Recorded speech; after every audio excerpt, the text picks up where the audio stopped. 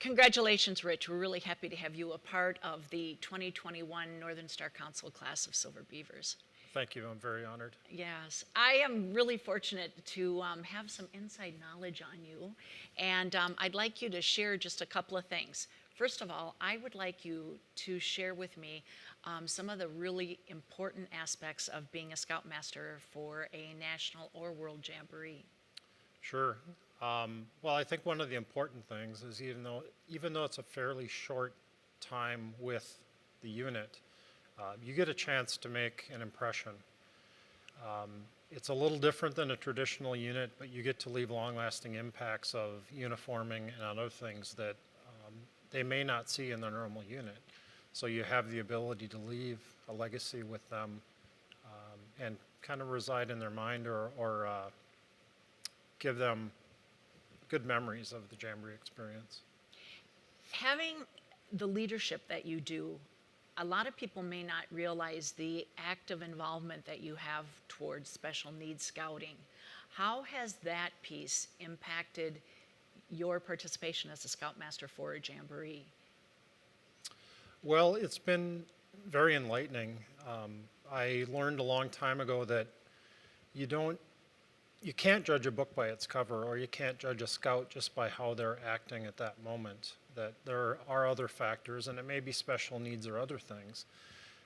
But you can't go into it knowing what the situation is until you get to know that scout and have a chance to interact with them. And you may never understand what the reason really is, but it's given me the chance and the opportunity to experience each scout for who they are. And it helps me to keep an open mind in dealing with both scouts and adults, or youth and adults in that respect. Now, a piece that I did not know about you is how much you like to play with fixing cars and tinkering with cars. Can you share a little bit more about that? Sure. There's been many times I've had the opportunity with my wife and I have a combined family, and we've got 5 kids between us, and so keeping 5 vehicles on the road can be a challenge, especially when they're all higher mileage vehicles. But it's something I've enjoyed for years. When I was in high school, I bought a '73 Dodge Challenger, and I've had that since. And the first thing I did was tore the motor out of it and learned how it worked, rebuilt it, and put it back together. And on that legacy, it's been something that I've been able to help not only my children, but also some of their friends and some other people at times, to just give them a little assistance and learn something and have a car that runs. So it's been something that's gratifying. So, knowing that piece, have you done some silly pranks with vehicles? Possibly a time Would you or like two. to share them? Well, I heard one about a horn. Sure. So years ago, I worked at Audio King in town installing car stereo, and my manager was giving me a hard time, and he used to leave his car out back. So we decided that, well, I decided that I would go in and wire a relay from his brake pedal, so when his brake lights came on, it would honk the horn. And so he got in the vehicle and he went to drive away, and he was always in a hurry. So he gets out to the intersection and leans on the brakes and hear the horns blowing away every time. Well, he happened to work late and leave late that night, so here he is driving in the dark at, late at night on his way home, and every time he would push on the brake, his horn would go off. And so I took some flack, but it was funny. How long did it go for him to know that you did this joke?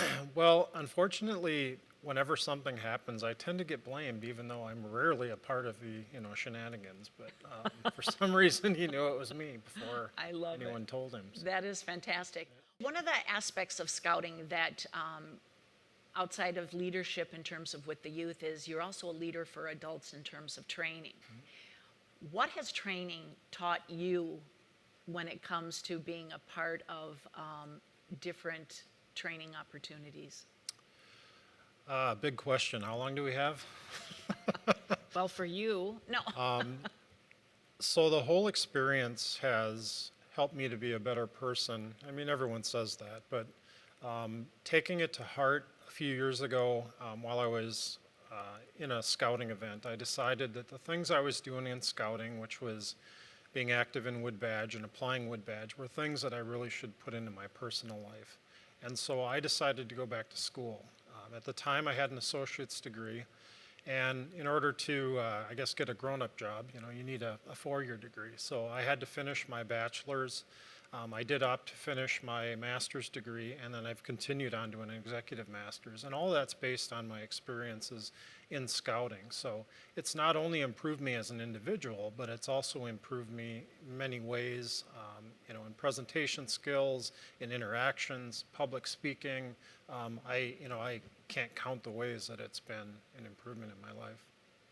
You had mentioned that you have a blended family, and I saw in your biography that you also work with people that are in new relationships and new relationships in their lives, with or without another person. How has that impacted the way you work with people? The relationship piece, or the facilitating piece, has helped me to, again, open my mind, kind of like the special needs, is that I realize, in a good way, not everybody's like me. And yet, it's allowed me to see things from many different perspectives. We teach in Wood Badge that diversity is good, but we don't always get examples to that. But oftentimes, through different experiences of those different people in different situations, it's allowed me to see that normal life is not necessarily what fits my life, but it doesn't mean that it's bad. And so it's allowed me to perceive the world and be open to many different perspectives. One last question. You've got a couple knots on your shirt. And when you think about what it took to earn those knots and to be recognized with those knots, which one is the one that means the most to you? Sure. Well, I guess my first response would be, after being in scouting a while, it really didn't become about the knots. In fact, most of the knots were in my earlier years. And that type of recognition over time wasn't as important as just my experiences and getting to know people and sharing all of that. So initially you think, well, that might be why you do it, but I soon realized that I was doing it for other reasons. And I often say that that's for selfish reasons, and that's because with each experience in scouting, whether it be a knot or it be a staffing opportunity or even participating in different events, it tends to improve me as a person, and what I get out of life. So. Thank you. Thank you. And again, congratulations. And Thanks. I hope you have a terrific day. Thanks. Thank you. Enjoyed this. Thank you. Thank you.